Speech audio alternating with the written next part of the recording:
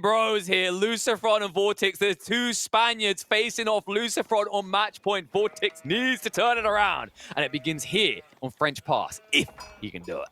Spawning in on the right side, it is going to be LucifroN playing as the Holy Roman Empire in blue, and on the left, it is going to be VortiX playing as the Rus in red. Civilizations that neither of these players pick very, very commonly, so it's gonna be interesting to see what exactly they have on their mind with this. This is only the fourth time that LucifroN has picked HRE throughout the tournament, whereas for VortiX, 8th time by now that he's picking Rus. So far he's been fairly successful with it, 5 wins, 2 losses, but none of these came on this map. Yeah, and historically, I would have put these guys the other way around, right? Like, I always think of LucifroN as a Rus player. Like, I've seen him play plenty of it. Like, he was definitely the forefront of the Pew Pew Pony meta. And on the other side, VortiX, he really did start to carve out a name in the last 2 to 3 months as the HRE main. So it's kind of surprising to see them decide it, whether it ends now or continues with these choices. And, well, it's a little bit of an awkward one to call map and Civ specific, right? Like, I feel like this French Pass is so much more different. You can't just rely upon the wall in. And we've already seen how it can backfire, because it used to be you could easily take your third of the map, right? But when we watched the series earlier today between Puppy Paw and Marine Lord, he couldn't go that far out. He actually had to settle for a quarter of the map. So curious to see if someone's going to set that sort of tempo in this game and box the opponent in. Yeah, that's a great point indeed. Looking at the map layout, it actually looks very symmetrical, so relic distribution being fairly even. And the other thing that's interesting is that if you take a look at the northern and southern corner, both of those do have very close forests, so it makes it very easy to wall off those sides if you venture out all the way. In fact, on the north, VortiX does have 2 connecting forests, so it's a very, very easy wall off for him to secure that corner. But as you pointed out, this map is different from the old French Pass. The ridges are much smaller. There is a lot more to wall on the flanks if you wall to the edge of the map rather than those forests. So there's a lot more chance for your opponent to do damage early on if you decide to go very greedy. Yeah, it almost feels like people get forced to the center a little bit quicker with this type of generation. And I think the important thing to note in this matchup is that if you're playing for a boom as the HRE, you need to do something to slow down the Rus. I don't think you want to end up in a situation where VortiX cruises to Imperial. You'll just get beaten down by Streltsy. Like, we've seen plenty of players at the moment just pushing Streltsy only when they reach that phase in the game. The HRE don't have any good solutions. Mangonels don't feel great.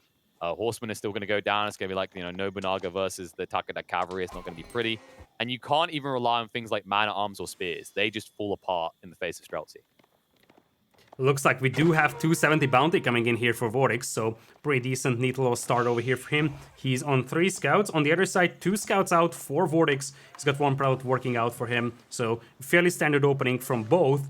And now there's a different question, because you brought up the previous game that we have seen on this map today.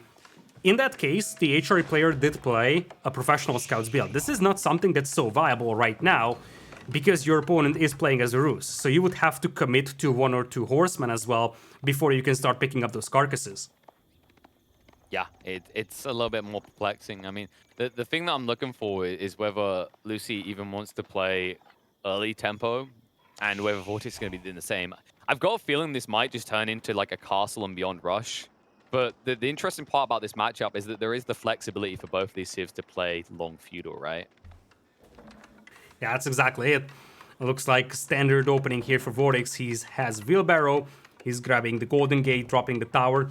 And now the question becomes, if you're playing a Rus on this map, are you contemplating going for the boars? Because if you expect your opponent to play an eco-focused approach, then going for the boar could be a reasonable thing to do. And, we've talked about this a lot of times, that against an eco-focused approach in Feudal Age, the boar build is the way to go. So one has to wonder if VortiX is thinking about that. There is a board in the south which would be perfect for this, I feel. Well, it's interesting you bring that up, because when we had the HRE Chinese series, I remember I was talking about how the HRE could also start doing the boar play because of the changes in the build. A lot of HRE players, I think Kaz has been the most notable one, time doing it on the leaderboards. He likes to go onto the outposts next to the relics and then just bank them straight away, right? So in theory, there's a value in an HRE player going out to the boar, collecting there, And then after you're done with the boar, just moving out with the villagers to build outposts on all the relic sites. But if you want to do that, it'll be too late. Like, you're going to see the pull already. VortiX, he is going to the south side.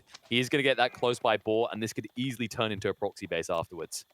And this is a great position to be in. You see, he's aggroing the boar, luring it a little closer to that forest, so he's gonna have a more effective hunting cabin out there. But there are 2 scouts from LucifroN, and if he finds a weak villager, he might actually get away with that. Scout is being pulled back. This is gonna be a little messy over here. What is that? What is that hunting cabin? Hunting cabin again.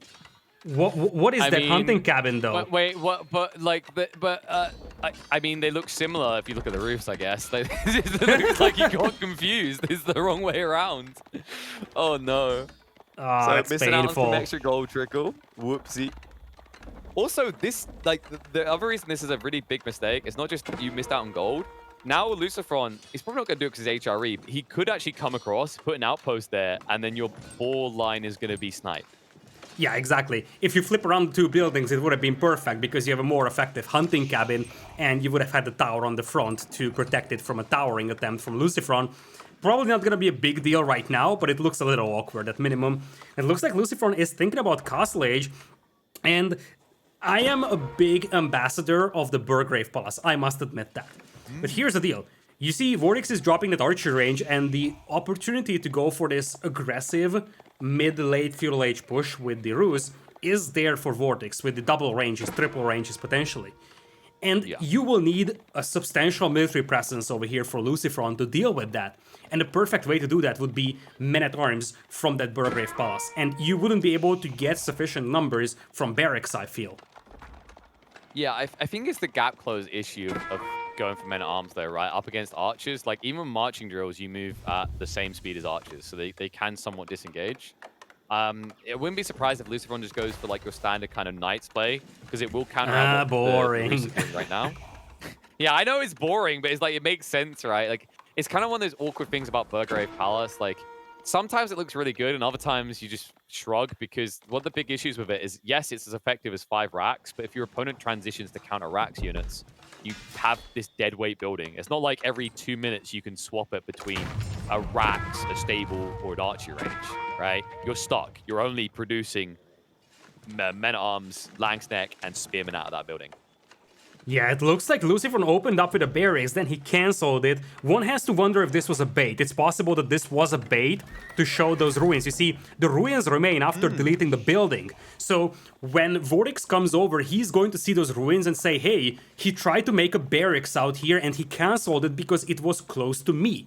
But I don't think that LucifroN did that because of that. LucifroN intentionally built that barracks right next to his gold mine, exposed, and then he deleted it to show his opponent that, hey, I'm going barracks rather than stables.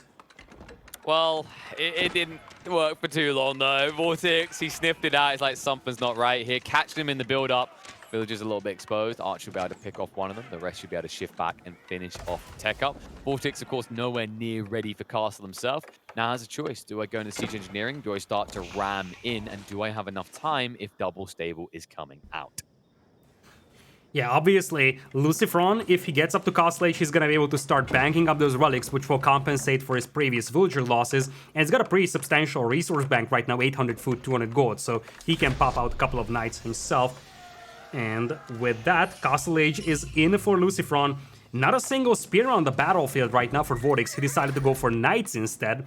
That's going to be able to hold this off for some time, but it's not going to be sustainable in the long run, having Roost Feudal Age Knights versus Castle Age Knights of the HRE. Yeah, I think it's more about blocking the relics being gathered up, because he saw it as a Regnitz Cathedral, but one of them is already being gathered in, right? Like, you're not going to stop this one. Second one could be contested if you're fast. In fact, when you look at the layout, there isn't another safe relic, right? Because you blocked on the boar side, where the other nearby relic is, you have to play out into no man's land, and unless you've got a critical mass of knights, it's going to be very difficult for you to get your hands on that second relic. This is the other concern here for LucifroN, that he went for a Regnitz, so he needs those 2 relics in here. So obviously, if he cannot get that, that's a big win over here for VortiX, who's now committing under the town center potentially. Only 2 knights on the battlefield for LucifroN, and you see he's struggling for gold. He's struggling for gold big time because his gold miners are idle. And look at that, the second boar is gonna get capped, and that's a win-win for VortiX over here because he gets a tower up on that second boar. That's also going to be suitable to deny that relic. This is looking really good for VortiX. this is what I love. Like, this is what I like to see out of players who have map control. Play out into the proxy resources, into the proxy bases, right? Like, don't be afraid to go for pocket ecos, because it delays these awkward timings where you have to go for farms, or it delays you extracting your safe resources. Instead, understand that LucifroN's not coming out as base as long as you show a military force, and the way you can afford that military force is by going onto things like the boars out in no man's land. And now only 3 knights engaging against that many archers. Obviously those knights don't take a lot of damage, but it's only 3 of them, and it's 23 army versus only 6. 2 of which are actually prelates over here for LucifroN, so he doesn't have a standing army. And VortiX obviously having both of those boars working for him, having the High Trade House, or well, the Golden Gate rather. Castle Age is not impossible for VortiX if he decides to slow down the pressure and then just think about Castle himself, or a second Town Center. So the options are opening up here for VortiX, and right now LucifroN bringing in the second relic for himself, so he found himself a second relic. But still, army numbers not convincing at all, and farm transition at this point is not looking good. That feels like a bit of a mistake actually coming out from VortiX. You should peel 1 or 2 knights off to guard the relics just to be safe. Because there's no way LucifroN can respond. Like, he has to hold defensive of all these knights. You can see how he's struggling to get that critical mass to push his opponent away. Another interesting thing LucifroN could do is start to use the prelate to heal up any damage done to get those efficient trades. So it's really important he does this soon, because VortiX is now transitioning, right? We're seeing the double racks. He's getting the Holy Trinity online, at which stage the next logical step is going to be the Rams. I feel like VortiX wants to end this game now. He doesn't want to drag this out to Castle, because he realizes now with 2 relics being banked, or most likely being banked, LucifroN should be able to cruise into Imperial if he steps off the pressure. That's exactly it, and you also gotta respect the ability of the HRE of going for the emergency repairs, so you need that critical mass to be achieved in order to be able to make a reasonable and devastating push at the opponent's base. 1 knight gets intercepted, the rest of them, they didn't get noticed though, and this could be a great way for VortiX to pick up those villagers. He sees them with the scout and the knights are charging in. That's too late. There's no way they're getting back. And he's pulling more villagers as well, so he might lose additionals. He hasn't realized it just yet. LucifroN not paying attention to what's happening in the backside of his base. A lot of villagers are going to be going down here. Finally wills them back, but you can see the lead now. VortiX over 10 villagers ahead of LucifroN. And although the relics do help somewhat, that is still a hefty lead in the eco department for VortiX. That is a big, big punch in the face, and now you get the feel that LucifroN's only shot might be to clean these knights up and then launch a counterattack to the opponent's base, because on the board, on the north, we do have no defensive towers, so those are exposed villagers. And in the base of VortiX, we basically have no production buildings, so if these, 14 knights decide to loop around, hit the eco of VortiX, that might still work out for LucifroN. Obviously, he respects the fact that his opponent could make a push into his base anytime though, and that's why he's holding off his forces for the time being. Still, he could detach a couple of those knights to do some damage with. Yeah, I feel like if LucifroN knew the size of the army exactly like we can see, he'd probably peel off 2 or 3 of his knights and ride across the map to snipe eco, but he doesn't have that info, so he doesn't feel confident. If you check the vision of LucifroN, he's playing a very blind game. You could tell that by the fact that that raid was so successful for VortiX. Speaking of which, it's still ongoing. Outpost being constructed because he can't afford to switch over into farms entirely. He will finally get it up, but loses another villager in the process, and it's a worrying lead now. You can see VortiX starting to amass. The only thing he's missing is Rams. Rams that could be very handy here, because if you start to take out those farms, LucifroN is going to be at net 0 on the food.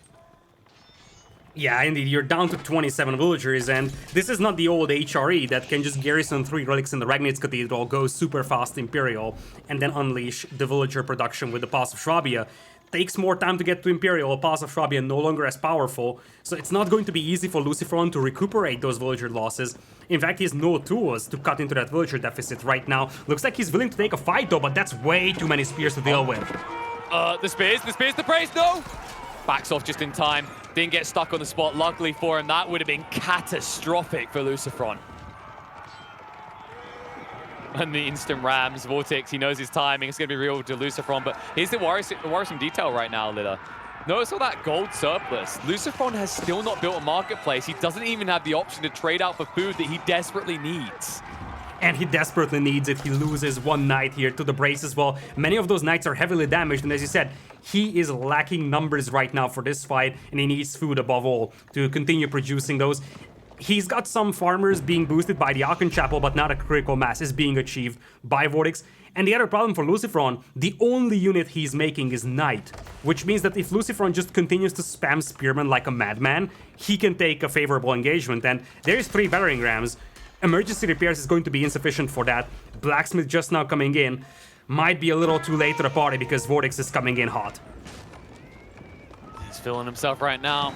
He wants some vengeance. 3 on the board for LucifroN. VortiX is like, bro, I gotta get at least 1 here. And with 3 rams arriving, it's not gonna take him long to start doing some serious damage. Knights trying to pierce on the side. Splits off a secondary group. Spears engaging on top of the archers, just trying to wilt their numbers down fast. But so many spears. 25 in the mix of a VortiX. LucifroN never transitioning, never switching it up, or getting a second unit type in this. Means that the trades are hard fought for. Archer count still healthy. Spearman still high on the count. And the rams rushing in deeper, targeting everything they can. Villagers being targeted now by the Knights. The wrap up on top of them. And you can see that this is falling apart fast. LucifroN, how do you recover? No food, no way. We're going to need a game 5. VortiX begins the possibility of a reverse sweep.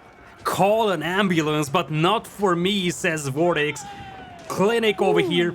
Good old-fashioned textbook Rus Feudal Age push using boars, not just 1 boar, but 2 boars, expanding towards both of those sites and really leveraging that map control that he was given by LucifroN. LucifroN went into the Ragnitz Cathedral. He got both of those relics actually in, so he had a decent start to this one given the circumstances, but then that disastrous raid comes in, and this is where things started falling apart for LucifroN. He lost 10-15 villagers in that raid, and from that point on his eco was just insufficient to hold off a push like that. Yeah, and also, I think one big thing to look up here is kind of the tunnel vision out of LucifroN. We didn't see a transition, it was only Knights. Knights that are a very powerful unit, but usually when you build them in that mass, it's for a secondary reason, right? Like, I'm going to raid my opponent, or he's only gone for archers, but that wasn't the case. VortiX had a very healthy composition, and LucifroN also didn't have a very healthy economy. You can actually see at the end of the game, I think he had 1,700 surplus gold somewhere in that region. Like, it's an absurd amount to be floating, and so much that can be solved by just dropping a marketplace. Had he done that, he could probably afford to start pushing infantry. And I think if he had infantry, there's a way he holds against this siege, because realistically, that was a healthy amount of Knights. It's just there was 1,000,001 spearmen waiting to greet you.